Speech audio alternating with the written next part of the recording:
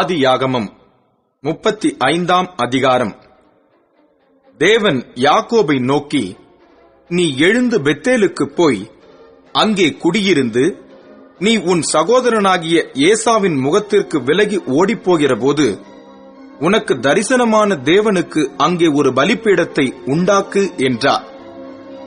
அப்பொழுது யாக்கோபு தன் வீட்டாரையும் தன்னோடே கூட இருந்த மற்ற அனைவரையும் நோக்கி, உங்களிடத்தில் இருக்கிற அந்நிய தெய்வங்களை விலக்கி போட்டு உங்களை சுத்தம் பண்ணிக்கொண்டு உங்கள் வஸ்திரங்களை மாற்றுங்கள்.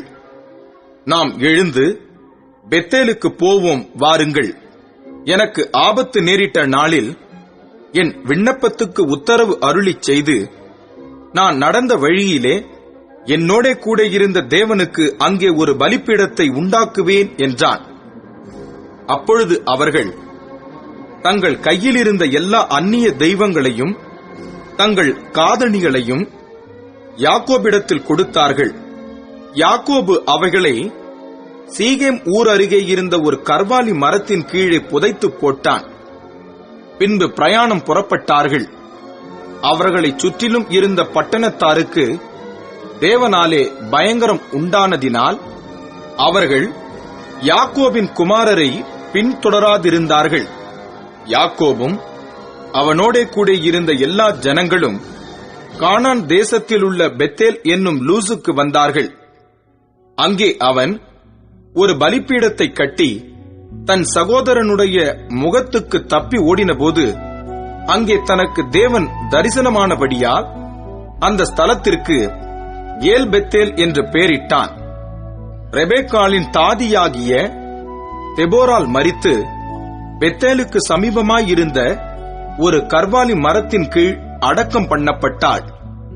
அதற்கு அலோன்பாகூத் என்னும் பேர் உண்டாயிற்று.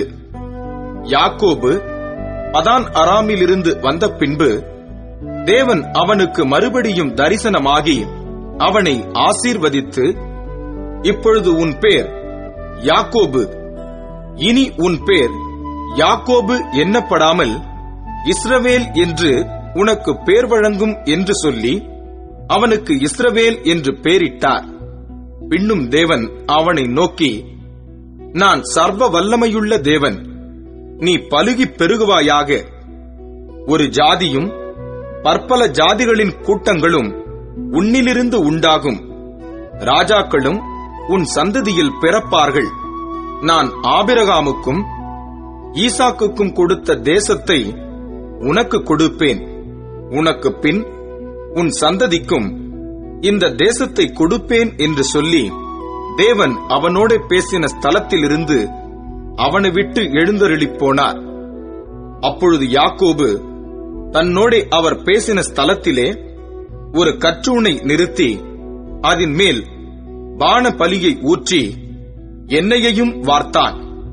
தேவன் தன்னோட பேசின அந்த ஸ்தலத்திற்கு யாக்கோபு பெத்தேல் என்று பெயரிட்டான். பின்பு பெத்தேலை விட்டு பிரயாணம் புறப்பட்டார்கள். எப்பிராத்தாவுக்கு வர இன்னும் கொஞ்ச தூரம் இருக்கும்போது ராகேல் பிள்ளை பெற்றாள். பிரசவத்தில் அவளுக்கு கடும் வேதனை உண்டாயிற்று.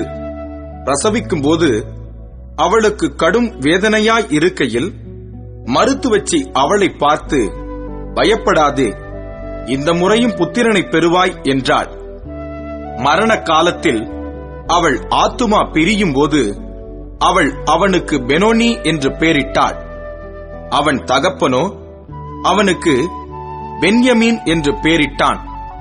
ராகேல் மரித்து பெத்லகேம் என்னும் எப்பிராத்தா ஊருக்கு போகிற வழியிலே அடக்கம் பண்ணப்பட்டாள். அவள் கல்லறையின் மேல் யாக்கோபு ஒரு தூணை நிறுத்தினான். அதுவே இந்நாள் வரைக்கும் இருக்கிற ராகேலுடைய கல்லறையின் தூண். இஸ்ரவேல் பிரயாணம் பண்ணி ஏத்தேர் என்கிற கோபுரத்திற்கு அப்புறத்தில் கூடாரம் போட்டான்.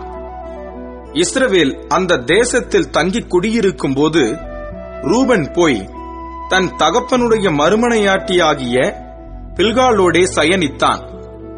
அதை இஸ்ரவேல் கேள்விப்பட்டான். யாக்கோபின் குமாரர் 12 பேர். யாக்கோபின் மூத்த மகனாகிய ரூபன், சிமியோன், லேவி, யூதா, இசக்கார், செபுலோன் என்பவர்கள் லேயாள் பெற்ற குமாரர். யோசேப்பு, பென்யமின் என்பவர்கள் ராகேல் பெற்ற குமாரர்.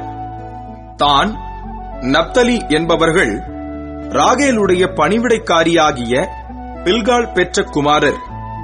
காத், ஆசேர் என்பவர்கள் லேயாளின் பணிவிடைக்காரியாகிய சில்பாள் பெற்ற குமாரர். இவர்களே யாக்கோபுக்கு பதான் அராமிலே பிறந்த குமாரர். பின்பு யாக்கோபு அர்பாவின் ஊராகிய மம்ரேக்கு தன் தகப்பனாகிய ஈசாக்கினிடத்தில் வந்தான். அது ஆபிரகாமும் ஈசாக்கும் தங்கியிருந்த எபிரோன் என்னும் ஊர். ஈசாக்கு விருத்தாப்பியமும் பூரண ஆயுசும் உள்ளவனாகி 180 வருஷம் ஜீவித்திருந்து பிராணன் போய் மரித்து தன் ஜனத்தாரோடே சேர்க்கப்பட்டான். அவன் குமாரராகிய ஏசாவும் யாக்கோபும் அவனை அடக்கம் பண்ணினார்கள்.